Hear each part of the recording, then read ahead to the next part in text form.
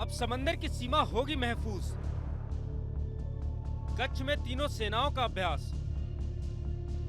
सागर शक्ति से गूंजा आसमान। समंदर के सीने को चीरते हुए कई बोट दहाड़ लगा। समंदर किनारे जवान बंदूक ताने एक्शन मोड में खड़े हैं। रुक रुक कर गोलियों की आवाज से समंदर में हलचल मची है। ऐसा लग रहा है कि दो मुल्कों के बीच सी वॉर चल रहा हो।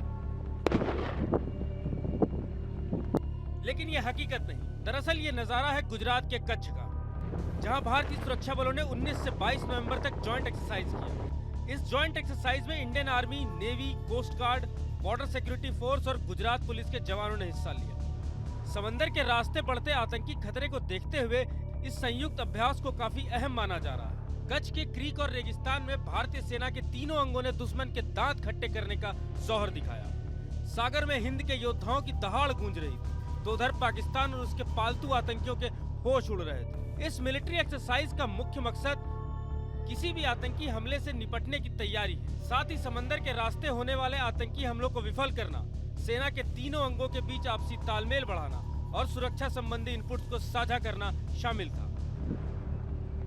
सामरिक नजरिए से गुजरात की जल सीमा काफी महत्वपूर्ण है। पाकिस्तान के साथ गुजरात की करीब 512 किलोमीटर लंबी सीमा जुड़ी है। इसी रूट पर गुजरात के कच्छ और जामनगर का इलाका भी पड़ता है।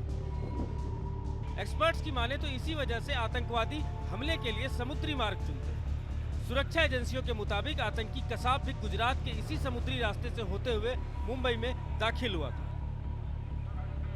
कच्छ की खाड़ी में कांडला पोर्ट इंटरनेशनल ट्रेड का मुख्य सेंटर है, जो अक्सर आतंकियों के निशाने पर रहता है। साथ ही इस सी रूट पर इंटरनेशनल ड्रग्स तस्करों की भी नजर रहती। पिछले दिनों ड्रग्स की कई बड़ी खेप पकड़ी गई है, जिसकी वजह से सुरक्षा एजेंसियों की चिंता बढ़ गई। ऐसे में सुरक्षा बलों का यह अभ्यास देश के लिए काफी अहम माना जा रहा है। Team news nation.